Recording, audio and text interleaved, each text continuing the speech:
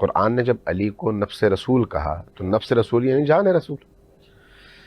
اللہ کے رسول نے ہجرت کے موقع پر اپنی جان اپنے بستر پر چھوڑی ہے. امیر المؤمنین تو فرماتے ہیں کہ میں جس طرح اس رات سویا اس سے پہلے کبھی اس اطمینان کے ساتھ نہیں سویا. کہا رسول اللہ نے فرمایا تھا کہ یہ امانتیں تم لوٹا دو اور اس کے بعد مجھ سے آ ملنا. تو مجھے یقین ہو گیا کہ صبح تک میں زندہ ہوں.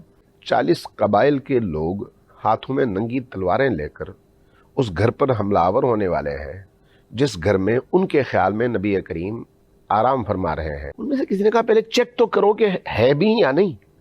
چادر اٹھا کے دیکھا امیر المؤمنین ہے. اگر ہم شب ہجرت میں بھی دیکھیں ایمان اور اطمینان کی وہ کیفیت جس میں کوئی ثانی دور دور تک چھو بھی نہیں سکتا.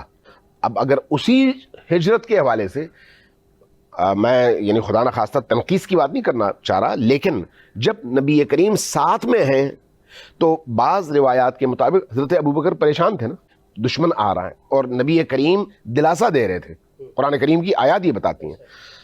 جبکہ وہاں پر ابھی کوئی نہیں تھا.